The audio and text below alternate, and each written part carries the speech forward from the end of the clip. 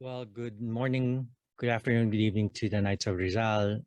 This time around, we have Mayor Ron Falconi, mayor in the Brunswick municipality here in Ohio.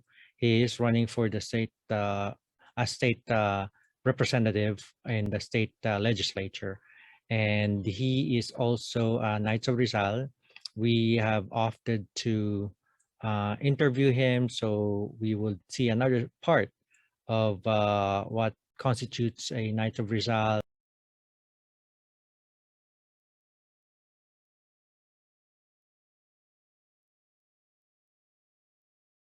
Well, Knights of Rizal, ladies and gentlemen, we are very thankful for the access that we have for very able political leader in the state of Ohio who also is a Filipino American and also a Knights of Rizal. And he will be talking about his experience and his thoughts about being a Filipino American in American politics, and also maybe talk about what his plans are for the upcoming election in a week from now. So without further ado, Mayor Ron, how are you, sir? Would you like to give your salutation?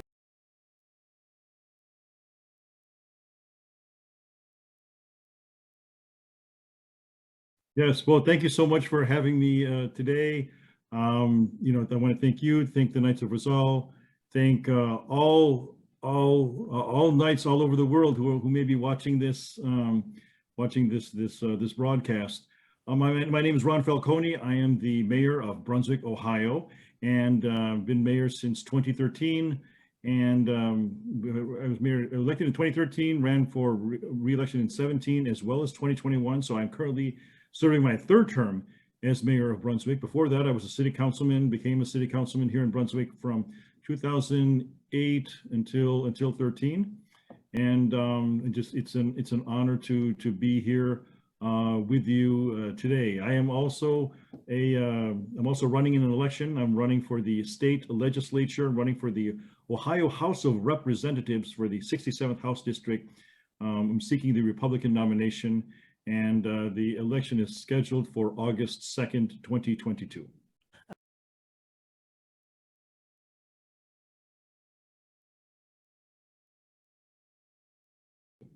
How would you describe the city of Brunswick to those who don't know?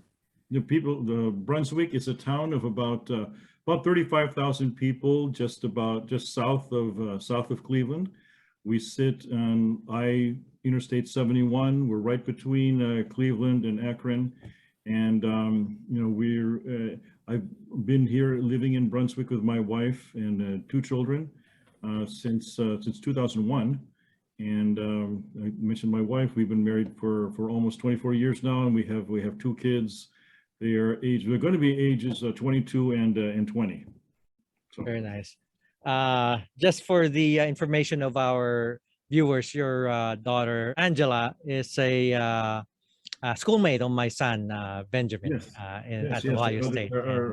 Our children are friends at the Ohio State University. That's right. There's always should be a D. Columbus. Yes. So sir, just dwelling into the meat of things, sir. You did mention that you're a Republican. How did this affect your interaction with Filipino Americans in the United States primarily?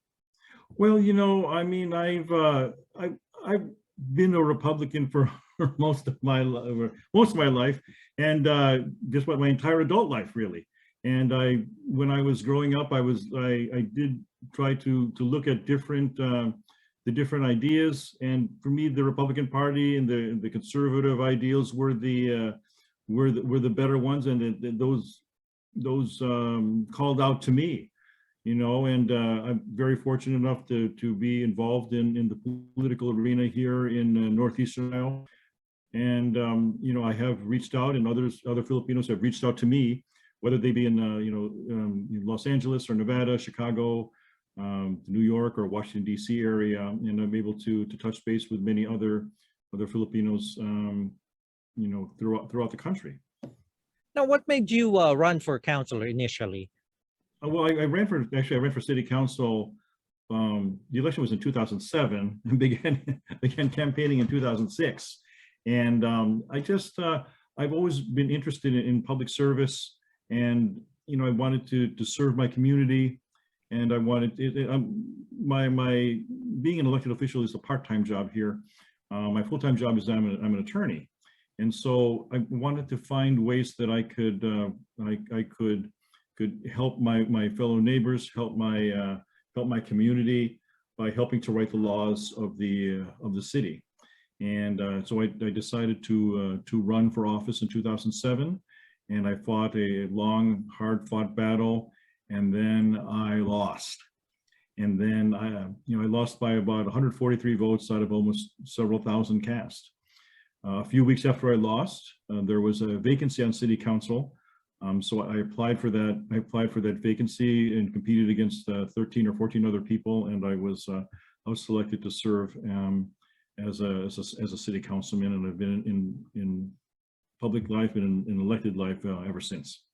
Well, as you know, you did say you lost your first try. Our Supreme Commander, Sir Jerry Calderon, who also happened to be a mayor and now a vice mayor of the city of Angono in Rizal, Philippines. He also lost his first try in the Knights of Rizal Supreme Council, we call it. But now he is the Supreme Commander, and a leader is a leader, whether you're Republican or Democrat. To you, sir, what makes a good leader? I think when you assume a leadership position, I think one of the things that you should really focus on is trying to listen to your constituents, listen to the people. And a lot of that really is just literally trying to establish some kind of a dialogue with people. And I know that seems very vague, but really a lot of it is just returning phone calls or returning emails. You do have to have a pulse to the community. People communicate with me, and they tell me things that they like about the city, as well as they tell me things that they don't like about the city. And they have contacted me either by phone or by email, or a lot of times they just come up to me. And a lot of times people have come up to me, whether I'm shopping at the supermarket, or if I'm walking up to the cashier at McDonald's, or I'm at a fair and people wanted to complain about sidewalks, or when I'm about to head back to my car after church, sometimes people stop me and ask me questions. And you need to have that accessibility, I think, to the people, so that you can hear what they're saying. You have a pulse on the community, and you get to see and feel what they're saying, what they're experiencing, what ideas that they have, what things, and I hear just about everything. I hear the good things that they feel that the city government is doing, and as well as they also tell me the bad things that they feel that the city government is doing. And I think it's important to have a pulse. You need to have a pulse in the community. Now, I know when you from 2007 until now, that's a lot of years, a lot of traction in public life. Was the Filipino community ever an element in that long political life that you have had or is having? Yes. Did they reach out to you in terms of trying to pick your brains, get your support, or give you their support, and maybe ask questions, criticize you, or give you a supporting talk? Yes, and yes. I mean, there are times where I've reached out to them. There are times where they've reached out to me here in Northeastern Ohio, and also nationally, whether they're in California or Nevada, Illinois, New York, wherever. People have reached out to me, and I've also reached out to them too, and trying to, once again, to establish a dialogue, let them know that that I'm here, that there is a person who is Filipino, who's an elected, and who wants to establish a dialogue with people, of course, across the country. And it's very unique because a lot of times the way that it's portrayed, especially, in the media and Hollywood and all that, is that if you are a person of color, or you're Asian or whatever, that you are a Democrat or you're liberal or whatever. And I'm living proof that's not true. That the Filipino community, the Asian community, the Filipino community, we're not monolithic. We all don't believe in the same things and they have the same political beliefs. Now, I know the Knights of Rizal all over the world, especially those abroad outside the Philippines, they're very sensitive to racial issues. Now, as a politician, as a Filipino American, did anybody ask you, do you speak English? Well, admittedly, when I was growing up, sometimes people would look at me and then say, "Oh, wow, you speak English very well. You don't have an accent." And I say, that's true, because I was born and raised right here in the Cleveland area. That's why I don't have an accent. You're right. I mean, it is a sensitive topic. It's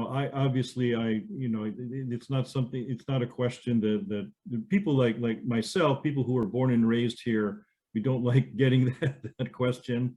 But it is what it is. I don't think that it's necessarily there was any malice in the question, but I think people, once again, sometimes they need to be educated that not everyone who is Asian or who looks Asian is automatically a foreigner. And I'm certainly not a foreigner. Like I said, first and foremost, I am and always will be an American. Pero ang puso ko Pinoy. Raised by two Filipino parents, two Filipino parents who met at the U.S. Embassy in Manila applying for visas to come over here in the 1960s. So yes. Now they have a son running for the state legislature of Ohio. That's quite an achievement. Now, you did mention that you did have some sort of ignorance on the part of other cultures because of your color, because of how you look. How did you talk to yourself that this will not cost you to have any kind of inferiority complex or any kind of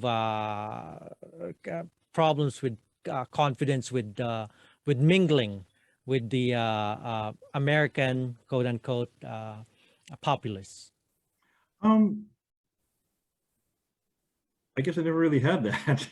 I had to admit that I did ask, when before I ran for office, I had a conversation with my wife, and we were wondering,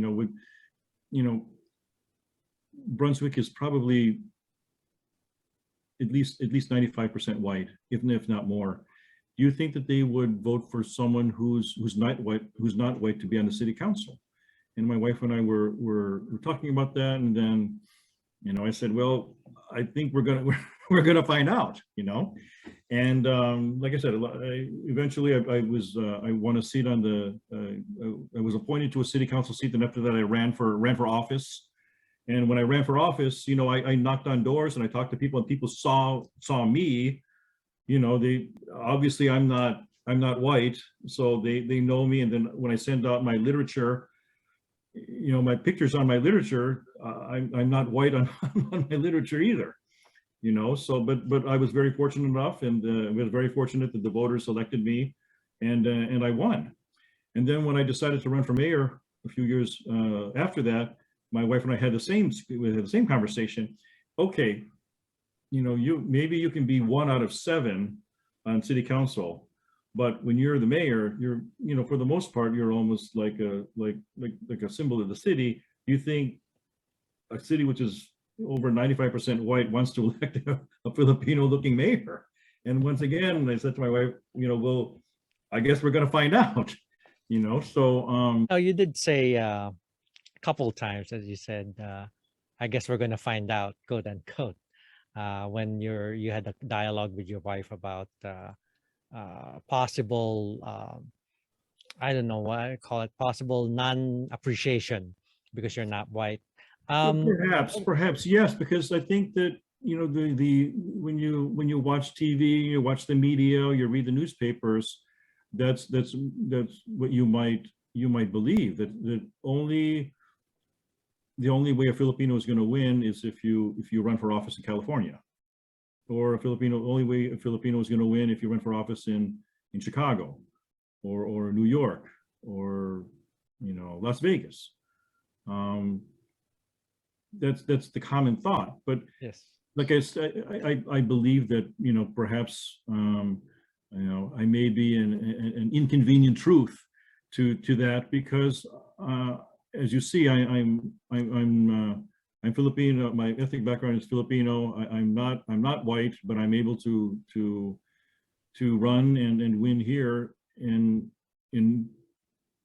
northeastern Ohio. That's correct. Yeah. There's not a lot of Filipinos here, other than, of course, my family. My ninang lives here, and her family, and a few other Filipinos who will live here. But it's certainly not like it is in, like, say, Los Angeles or Chicago or Las Vegas. Yes. Now, and it's also very unfortunate that there's, and I'm not aware of, and I could be wrong, but I don't believe that there are any directly elected, Filipino mayors in those areas. Not that I'm aware of, right? And like I said, unless I'm mistaken. yeah, I know that we do have a mayor, I think, in Almaro in Jersey City. I think is a Filipino Okay. American, and he was actually from the Philippines, grew up there. But anyway, now let me ask you, going back to what you mentioned about your heart being Filipino. You might be an American, but your heart was a Filipino. How did your being Filipino help you in pursuing a political career? What traits, or what Filipino trait you think helped you having two parents who are Filipinos? Just listening to and building upon the things that both my mother and my father taught me over the years about hard work, about self-reliance, about God. And as long as you work hard and you believe in God, and you do good, in the end, I think good is going to triumph. And maybe that sounds a little corny, but I believe that to be true. And I've listened to my parents' words. I watched them, how they came over here from the Philippines, and they built their lives here in northeastern Ohio. And I'm continued. I'm just amazed at how they did it, and not just them, but people who also came over in the 1960s as well. Their friends, and the things that they did also to come here to America to build their lives, despite the many challenges that are present here. Could you imagine being in your 20s or 30s and moving to a different country, and facing the racism back in the 60s and the 70s, and despite all of that, they decided to stick it out and to work hard and to build their lives. Yes. A lot of times they probably could have just said, well, forget this, let's just go home, it's just so much easier there. Yes. But no, they didn't do that. They stayed here. They built their lives. They worked hard, saved money, and raised a family here. And that's something I think to be admired, and not too many people talk about those things right now. And now, God willing, this son of these two Filipino immigrants is going to be a state representative of Ohio. Now, how would you describe, for those who are Filipino Americans, how would you describe the great Filipino American electoral bloc in the United States? How would you assess the political future of Filipino American leaders, as far as having positions of power or positions that are able to make a difference? Oh, I think that the future seems bright. You know, I think we just need to, as you mentioned before, I think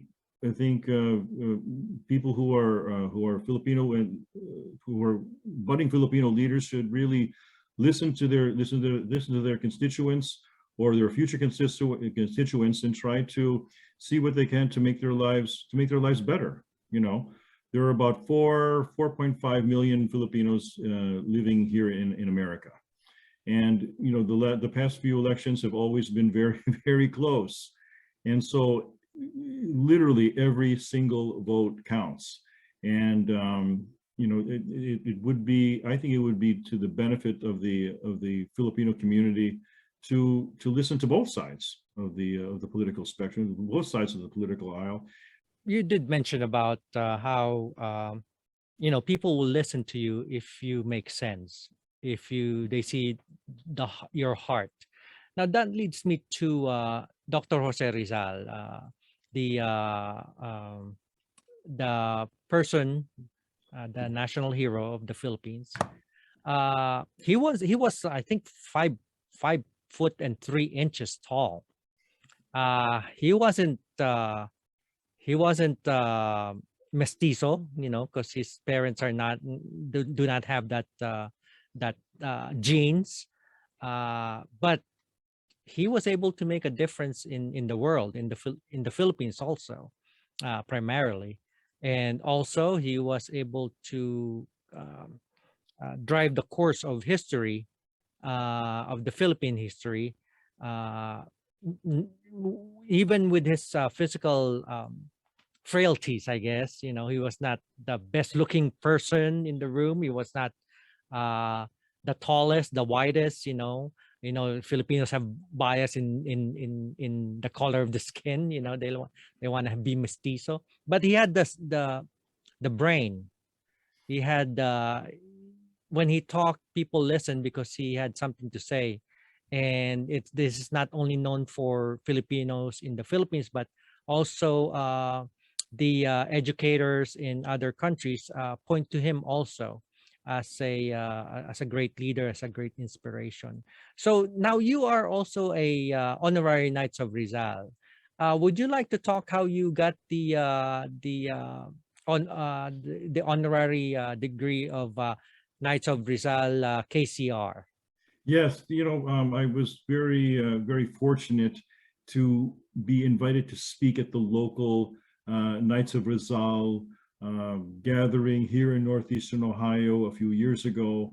And then ironically, the National Knights of Rizal also met here in Northeastern Ohio at around a few months afterwards. And speaking to the Knight commanders and other Knights, they very graciously made me an honorary member of their community, dealing with obviously dealing with Dr. Jose Rizal, the teachings of Dr. Rizal, as well as I'm aware that the Knights are engaged in various philanthropic endeavors and trying to help out the local communities here as well as in the Philippines. Yes, and we hope that we'll be able to be instrumental in your push towards the state legislature. Well, And thank you. just reach out and let us know what we can do to help you. Obviously, we're outside your bailiwick, but phone calls, or whatever we can do to help us as a brother Knights of Rizal, just let us know. Now, sir, in your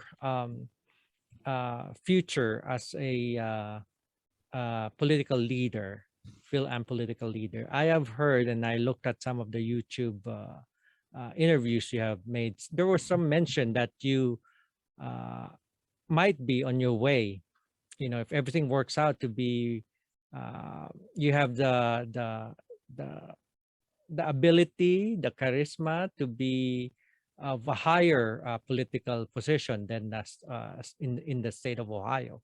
Do you have any ambitions? I know you're running for the state legislature, but do you think a Filipino American would have a space in maybe the state, the federal legislative branch, maybe? The question you said was, can a Filipino reach that level? I would assume that at some point in time that someone who has Filipino background will probably reach that level at some point in time in the future. I agree. I think someone will. Well, thank you very much, Mayor Falconi, for this opportunity. I know that you have a lot in your plate right now and this coming election, and this is very pivotal in your political career.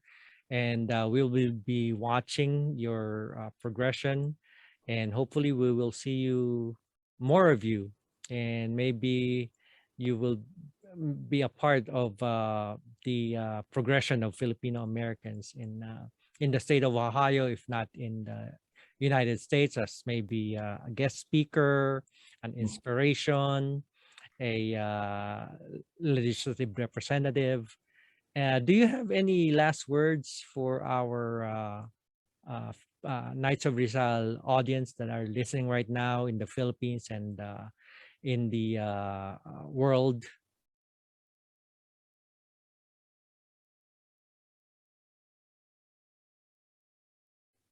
Maraming salamat po. Thank you so much for having me here this evening. And you know, I know that there are Filipinos, not just, of course, Filipinos in the Philippines, but Filipinos all over the world. You know, you take a part of your home country to the countries where you move to, whether it's Singapore or England or the United States or wherever. You know, and basically you bring a part of home, part of your old home to your new home. And then when you do that, you also bring the Filipino values, you know, with you, Filipino values that my parents taught me about hard work, about self-reliance, and of course about love of God, and continue to exemplify those virtues, and to not only to your family but also to those around you, so we can spread those ideals throughout the world.